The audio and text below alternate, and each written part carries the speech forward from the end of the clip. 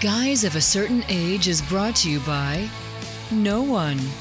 Absolutely no one. Except these dudes walking down memory lane. Now let's head to the studio to see what they misremember next. It's the podcast that changes its mind as much as the weather changes in Mississippi in March. It's Guys of a Certain Age alongside Jay Reed. Art's not there, so it's, You didn't say who you were, so you threw me. Yeah, I'm Robbie. Everybody knows me at this point, right? Robbie Koblentz alongside Jay Reed. That make you feel better? It does. Yeah, good. Yeah, because there's no Art, because today is Art's retirement luncheon. It's like a succession of parties he's having. Good grief. When I stop doing this, nobody's going to give a darn, you know? I mean, it's going to be, oh, you're not working anymore? Yeah, I'll be like, Jay's not here. Give me my medicine anyway. Yeah, that's right. Yeah, you and I are both immediately replaceable. Apparently, this is almost like something from Westeros, where you got to go through and you have the whole succession battle sort of thing. I mean, that kind of goes with maybe what we're talking in the second half, but hopefully there's no burning on a pyre later. Or for him. Well, that's Lord of the Rings. Well, a lot of cultures burn as you retire. Retire from life. Retire from life. Yeah, retire from life. Yeah, so anyway, he's not going to do that. He's just getting started. We may never see him on this podcast again. So we may have to have a rule that you're not imminently retiring to be on the podcast if we have to get an additional person. So anyway. Let's jump into Geeks of the Week. Who wants to go first? Art does, but he's not here. Wow. So the spotlight's on you, Jay. Spotlight is on me. Well, I jumped into something just this morning, and I'll report back and let you know how it works. But so far, it's looking good. Since we've talked about cooking a lot lately, I thought this would be appropriate. And I sort of had this. One of my many existential crises in this age in my life. One of your many. One of my many. From the quiver of my existential crises is I've got probably, I think I counted them one time, it was 100 plus cookbooks. And I have them all for a certain reason. Either I've met this person or the subject matter interests me or whatever. But the confession part is when I want a recipe, usually I'm not near them. And go to the internet. I'm Googling. Yeah. So I thought, and I hate that because I've spent a lot of money on these. They're signed and they're interesting reading even, but they just sit there. Yeah. And, Melissa's tired of me pulling other things out of. You could remove the pulling things out of. It could be Melissa's tired of me. Well, yeah. Tired of me buying books and adding that to our home is what she said. Yeah. What we get down to. But, so across my Instagram lately, there's been an ad for something called the CookShelf app. Okay. And I decided to give it a try. It does cost money, so we'll see. I've got the 2-week trial starting this morning. But what you do is you scan the barcode of your cookbook. Okay. And you can scan, it says there's, over 100,000, whatever. They probably won't have all of mine, but because, Bell's Best is probably not going to be right. First Baptist, WMU from 1973 is probably not on there. But for the most part, your commercially printed cookbooks are there. And I have a lot of those too. Yeah. So you can scan the code and it draws in the recipes. Yeah. It doesn't pull in the recipe itself, but say like I just did. I've only put one in. It was Erica Council's Still Rise cookbook, which I use a lot for biscuits. And so I scanned it this morning just as a test. And so you can go in, you can scan, like you can search an ingredient. So if you got a bunch of blueberries, you want to do something blueberry, you type in blueberry, and it pulls up all the recipes that have blueberries in them, and you click on it, like blueberry lemon jam is one of the things in Still Rise, and it gives you the kind of the core ingredients. You can make comments, but it doesn't give you the recipe. It gives you the page number of the cookbook so that you. Okay. For me, it's helpful because instead of going to Google and looking for something something new to do with my broccoli, I can type in broccoli. It'll pull up all the recipes from my cookbooks. Yeah. That have broccoli in them, and then I can choose one and I can go to that cookbook and actually use the cookbook that I purchased already. Okay. And then cook from that rather than going to, wherever, allrecipes.net, all that kind of stuff. Although that's valuable. I'm not dissing internet recipes by any means, but I want to use the cookbooks that I have. And I think this will be a good way to do that. So I'm going to give it a try. It's a meta index of what you own. Basically, yeah. Mm-hmm. Yeah. Yep. Okay. Yep. So CookShelf. And it's somehow connected to something else called Eat This Book or something. It's got a combination, but I didn't have that, so I don't know really how it ties in. But in any case, CookShelf, and it's like I think $4.99 a month if you do it monthly, and $40 a year if you do it annually. So I'm going to go ahead and give it a full year. Do a full year. Yeah. And see if you actually use it. And you can do things like set goals or how many recipes you want to make over the year. And you can take pictures and that kind of stuff. So it's a little bit interactive besides just the search index. So it becomes a meta search engine for you, and you're not going to throw away cookbooks because it doesn't contain the recipes. Exactly. Yeah. Yeah. So it's limited. I'll actually have to get the analog copy of my cookbook. So this does nothing for Melissa's wanting to streamline and get rid of things. No, it just means that I will actually be using the things that are taking up the space instead of them just sitting there. This is an excuse maker for you is what it is. A justification. A justification, yeah. I think. You know. Wow. Look, I'm scanning this cookbook. Look, honey. But you can't just, you made a good point. You can't just go into a bookstore and scan all the barcodes and have all the recipes. Yeah. You've got to have the book. That is a very clever way to get around copyright infringement. So do you remember the old Bell's Best cookbook? I got it. Yeah. I've got one. Yeah. We've got one too somewhere. I mean, my mom swore by it. There's a ton of stuff, and it's the old kind of beige yellow, thick. It's a Times Roman, font. It's so thick. Yes. Yeah. Crazy. Okay. All right. Well, that's interesting. So I actually have two geeks. Shock. Yeah. Well, yeah, I'm gonna pull Art's weight here. So that's true. We were in Vegas a couple weekends ago and did the F1 experience at the Paddock Club. You talked about that last week. Did I talk about that last week? Yep. Okay. Yeah.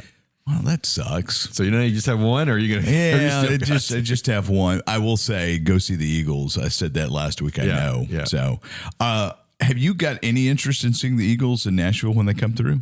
In Nashville? Oh, sure. Yeah. I have interest. Yeah. I just don't have time and don't have time. Schedule, yeah. Yeah. Like the concert you try to help me see this weekend. It's just the timing. I'm going to probably block or snooze a few people in my Facebook feed this weekend because of what I'm going to miss Sunday night.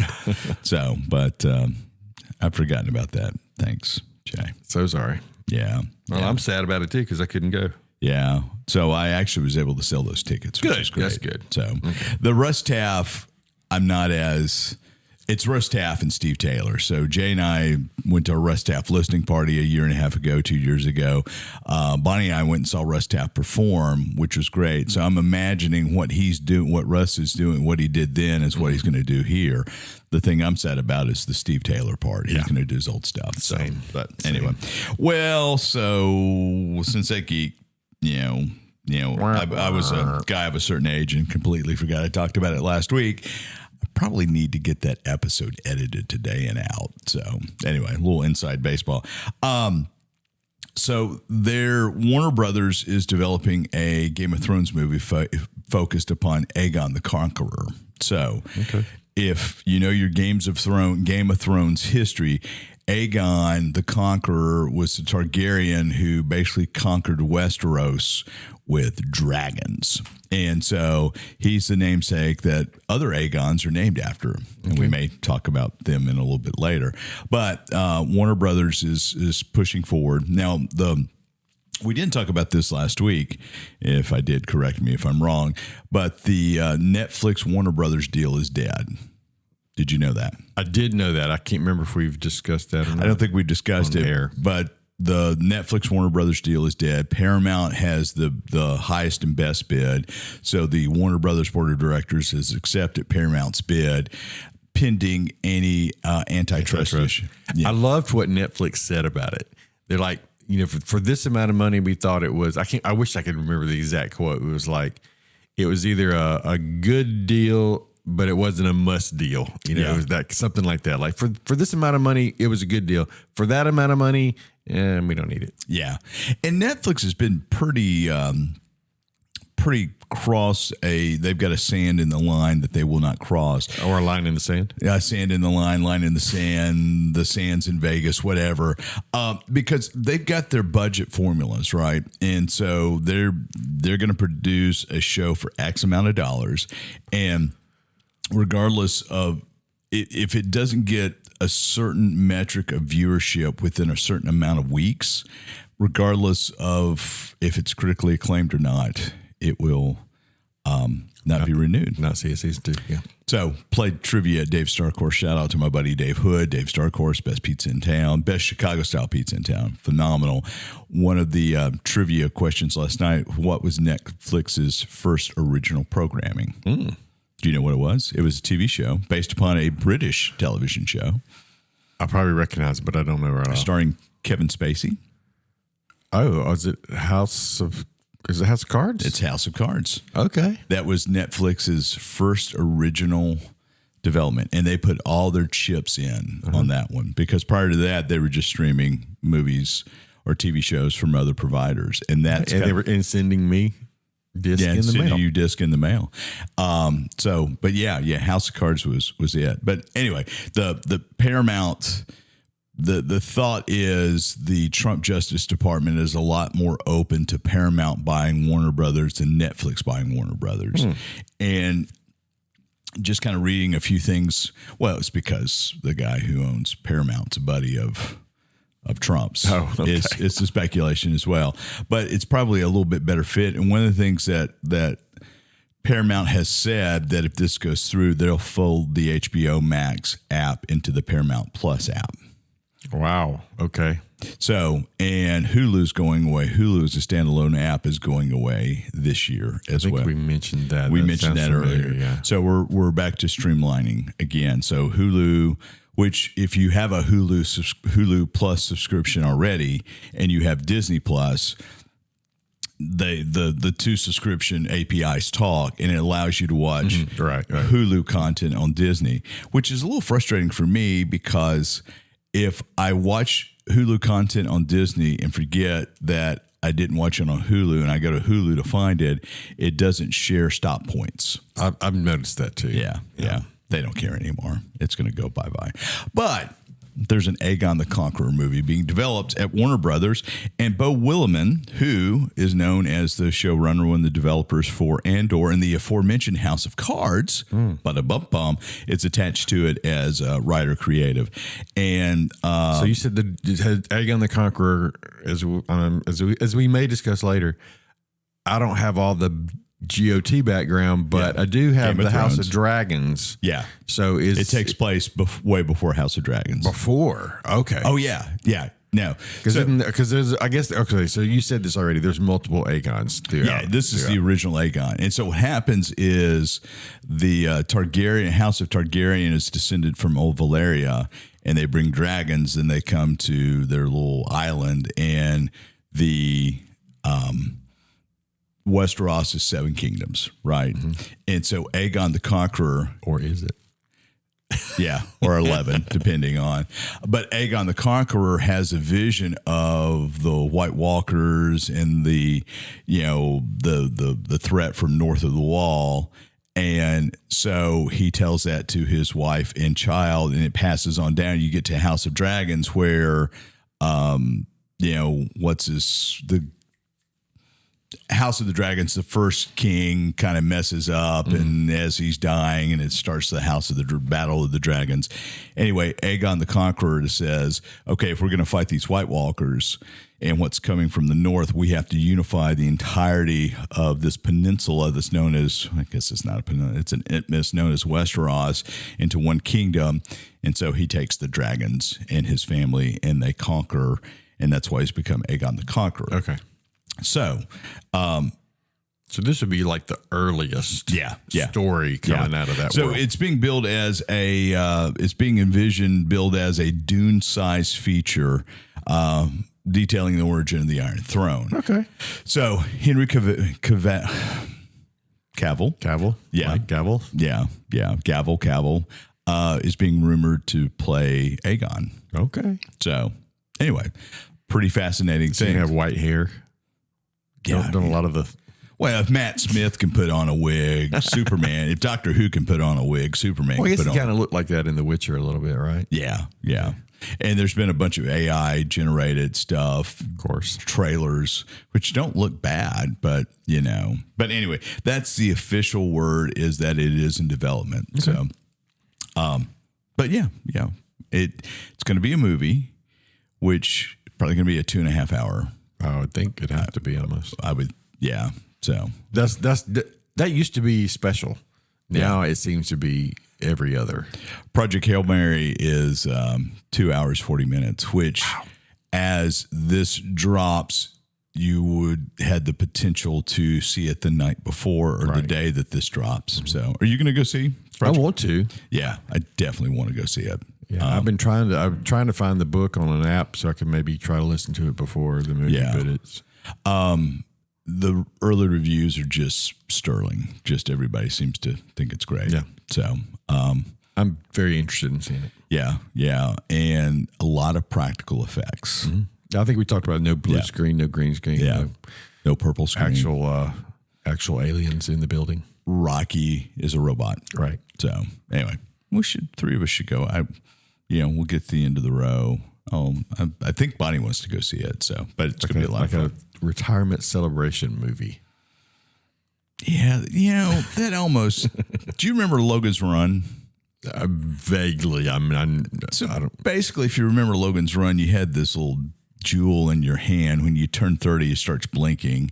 Well, in the movie, that's in the movie. I think in the book, it's when you turn 21, and the Sandmen come out to kill you because you've aged out. So, gosh, I almost feel like we're talking about Art's retirement, like a Sandman should come after him. So anyway, all right, jealous. We're going to take a break. We're going to talk Night of the Seven Kingdoms up next. And we're back. We're going to journey back to Westeros, and we're going to talk Night of the Seven Kingdoms, or the Night of Seven Kingdoms, or the Knights of the Arabian Kingdoms, or something like Night of the Seven Kingdoms, I believe, is the official. So, Jay, you didn't watch. Did you watch Game of Thrones originally? I watched a few episodes of season 1 and then didn't get any farther. And I would like to see it. I'd like to have that background. But it's just, if it was 3 seasons, I'd be all in. What is it, 8 or 9 seasons? 7 or 8 seasons. 7 or 8. Yeah. That's a little overwhelming. Yeah. So I maybe one day I will, but it's not on the top of my list. When you get to art level and you retire. Well, yeah, that's possible. Yeah. So, but you've watched House of the Dragon, correct? Yes, I've watched all of that so far. And you've enjoyed that. That's only Very been 2 seasons. Yep. And then, so HBO has produced A Night of the Seven Kingdoms, and based upon Sir Duncan the Tall, who is a hedge knight, and his squire Egg. So it's a series of short stories that George R.R. Martin came up with called Duncan Egg, and Sir Duncan the Tall and Egg, his squire, are name checked in Game of Thrones, and they're somewhat of a legend because Dunk is this chivalrous, honor first, and he's got his little squire Egg, who turns out to be Aegon the Unlikely, a king of Westeros. So they called him Aegon the Unlikely? Aegon the Unlikely. So, okay. Because you could be king, but it's unlikely. Well, because his older brother essentially abdicated the throne and took the black and went to the North Wall to be part of the Night's Watch so that his brother could be king, if I remember correctly. Okay. And his brother, and the brother that abdicated, is actually in Game of Thrones. He's the maester at the North Wall in Game of Thrones. Okay. So there's a little continuity there. But the short stories are one-offs. They're a lot of fun. There's several of them. There's different Dunk and Egg tales. But as someone who's got a little Game of Thrones, Westeros, George R.R. Martin background, what did you think of? Well, several things. Loved it. I loved it overall. Reasons. I don't think I didn't have to have any background to enjoy it. None whatsoever. Having seen some, I recognize a few names and that sort of thing. Yeah. But it wouldn't have made any difference. I would have enjoyed it anyway. I think spoiler alerts as usual, but this is not really a spoiler alert because there's more stories out there. Yes. So there's a point where you think Duncan could very easily die here in the next few minutes. He doesn't. And I knew, he's going to come out of this somehow. So that was kind of encouraging because it didn't look good there for a minute. Yeah. I just like that era of show than the Knights. And I think the more we get, the more technology there is, the better they look. Yeah. That's just with anything in this genre and a lot of other genres. So it was just a good story. It was kind of, the only thing I didn't like, I think there were some quick scenes that were there that just didn't add anything to it. Like what? Do you remember? Well, when I forget what the guy's name, the knight that Duncan worked for. Oh yeah. The hedge knight that trained him. Yeah. He comes out of the cave and uses the bathroom and it added nothing to the story. Yeah. And there was something else. There was a couple things like that. First episode. Yeah. He's sick. Yeah. And you see, and I'm like, from all ends. I'm not seeing what the point of that is. Well, part of me thinks it sets up you not having seen Game of Thrones. Mm-hmm. That particular one with Dunk, which was kind of gross, and sets up that he's a hedge knight. He's a commoner. Mm-hmm. He's trying to do the best he can, and he takes his vows of being a knight incredibly seriously because any knight can make someone a knight. Uh-huh. And so he's a hedge knight, which means he has no house or castle that he's associated with. He sleeps under hedges. Okay. And so I think what they were trying to do with that was to establish the anti-nobility of Dunk. Well, they did. Yeah, both with him and whoever I forget his knight's name who trained him, and just how, they were the misfits of Westeros. And so that was a lot of fun. His name. But aside from that, I can live with certain things if they add to the story. Yeah.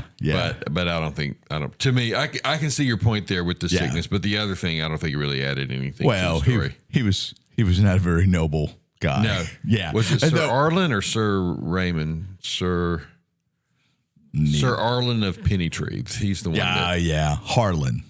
Well, it says Arlen on IMDb. So. Yeah. That would be, with the British accent, it's probably Harlan. So, yeah. So, but it was kind of nice also to see some. I can't think of, off the top of my head, I can't think of any actors that I really knew. Yeah. So I didn't know anybody. New to me for sure. There might have been one or two that popped in that were recognizable, but and I don't know if that was because they were British and I just, British TV and stuff that I don't notice, but. Well, I think HBO Warner Brothers has missed a big opportunity to get a sponsorship. They should have had Ben Affleck pop up as the Dunk Kings. How great would that be? Yeah. That's a tie-in that would just be absolutely hilarious. Well, there's something like that. Maybe not the Duncan tie-in, but some more cameos like that, or recognizable faces might come in the second or third stories because it's established and like some other shows have done. This is one of the highest rated seasons of a Game of Thrones franchise. Period. I believe it. 6 episodes, all incredibly strong. They told the tale. Were you surprised about Egg's identity going into? I was. I was. Yeah. And the little kid who plays Aegon is he's fabulous. Oh, he's terrific. Yeah. I love the part where Dunk tells his squire, who he picks up on the road, if you leave me, I'm going to send the dogs after you. Woof, woof. And then later, Duncan says, you wait for me. And Egg goes, woof, woof. The chemistry between the two of them are great. Yeah. Yeah. He's perfect for that, for the role. Yeah. And the way that the story goes, Aegon's father, who was the crown prince of Westeros, saw how his two older sons were turning out and was taken with the nobility of Sir Duncan the Tall, and says, will you please let my son squire for you so he can learn? Mm-hmm. And that was, to me, that was really, really cool. And I think Aegon the Unlikely becomes one of the better kings in Westeros history. So because he had someone, a commoner, teaching him and taking him about. So yeah, and my understanding is Dunk really never was knighted, correct? Well, so that's what I was saying. So Sir Arlen knighted him, but no, he didn't. That was one of the whole points of the story, was that he never actually knighted him before he died. So he kind of had to. I guess that was a fever dream where he comes back and Arlen, kind of knights him and just like, I guess, Yeah, I don't think he actually got knighted. Yeah. I think that was kind of the point. One of the points of the story was that he was faking it. Very Don Quixote. He should have knighted him. Yeah. But very Don Quixote-like. He is tilting at windmills of honor across Westeros, and he is defending the little folk. So, almost a Robin Hood vibe. So, yeah. Saw that too, yeah. Yeah. The episodes are 30 minutes to 50 minutes. Easy watch. Yeah, I like that too, because as I mentioned a week or two ago, there's so many things that I want to see. Yeah.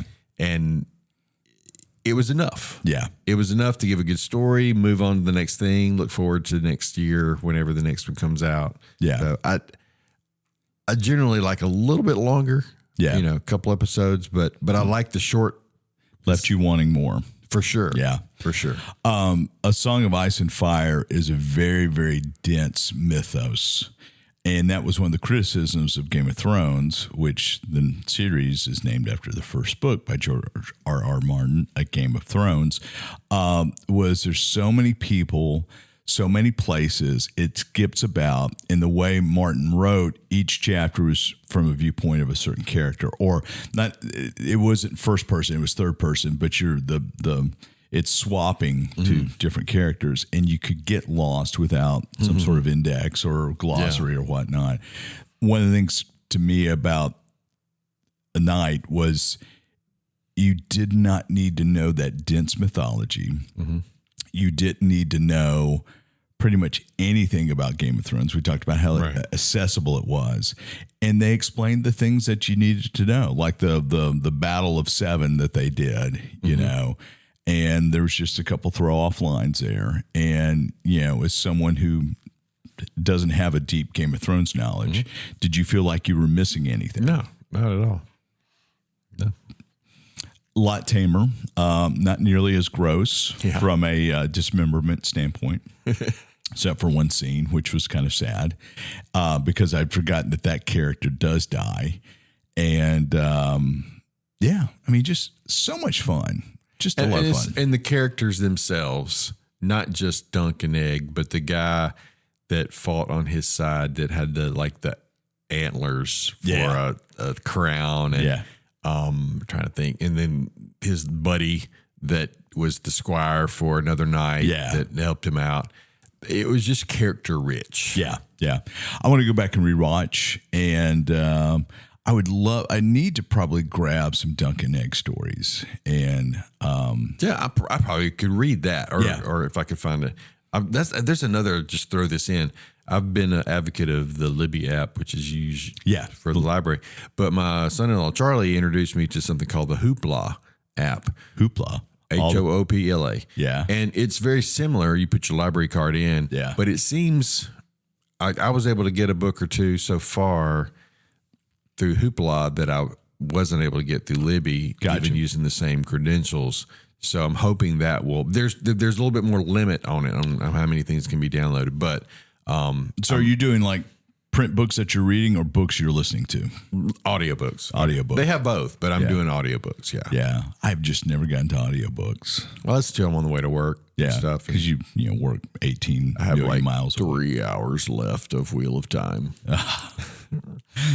The volume 1. How many hours was Volume 1, 33 hours. What do you think so far? I'm not sure. I'm going to have to see how it plays out in these last 3 hours. But the thing for me about Wheel of Time was it became very formulaic, and it had lots of Lord of the Rings influences. In that, you go into, what is it, Three Rivers Valley? Is that what it is? Two rivers, add a river, bonus river valley. And you have these innocents who are very much like the hobbits who get flushed out to go save the world or not. I'm not sure yet. Yeah. You probably never read The Sword of Shannara, did you, by Terry Brooks? That was one of the first New York Times bestsellers that was a fantasy book. And it was a blatant ripoff of Tolkien. I mean, across the board. You're going for a sword instead of a ring. And so some of the fantasy from late 70s to early 80s, mid 80s, I have a hard time with because it's so blatantly copying what has come before. That's one of the things that was so appealing to me about A Song of Ice and Fire, George R.R. Martin. At the end of book 1, spoiler alert, of course, it's been out for 10 years, the main character gets killed at the very end of the first book, in the very end of the first season. And you're like, oh crap, no one's safe. I remember hearing about that. Yeah, because you would think that, well, actually, I read the first book. So yeah, you would think Eddard Stark would be your protagonist throughout. Nope. One of the trivia questions at Dark Horse last night is, what season did the Red Wedding take place in? So, season 3, Game of Thrones. You never got that far. No. It was pretty brutal. But back to Dunkin' Egg, I mean, you don't need all that. You've got a standalone. All you need is this podcast. That's right. That's it. Yeah. But you're right. I mean, standalone, easily accessible, very enjoyable. Yeah. I mean, in those moments that I mentioned that I thought were excessive and not necessary, they're few and far between. Yeah, there's only a couple. Those two that I mentioned were in the first episode. Yeah. There was another one maybe later with some nudity that I thought, okay, what was the point here? Yeah. But aside from that, it's pretty, unless you don't like seeing swords go into people. Yeah. It's pretty clean. Yeah. There's a little bit of language, and I might have mentioned this earlier. The actor that plays Egg, I saw him doing an interview where he basically said, I really don't like to cuss. Yeah. But it's part of the part, and here we go, I'll do it. But, I really don't enjoy that at all. So it's kind of like Delightful Derek from the last season of Stranger Things. And he's like, I got to cuss. I had a cuss card. I could cuss. I don't talk like that. My mom would kill me if I did that, but I got to cuss. So that's funny. So, aside from that, it wasn't too rough. Yeah. Whereas what I remember from what I saw in Game of Thrones and what I've heard, it was quite rough. When you're throwing a kid out the window. Right. Exactly. So, Jaime Lannister. So I like that bit about it too. So I hope they'll keep that up. Yeah. Yeah. So highly recommended by Jay. Yes. And myself as well. I think Art's in the middle of it right now. Yeah, he said he's enjoying it so far. Yeah. So he said it was, I said it was excellent. Excellent is what it was. So. Yeah, kind of scrambled up our text message there. So anything else you want to talk about, say? All good. Yeah, absolutely. All right, sounds good. Thanks, guys, for joining us. We'll see you next time around.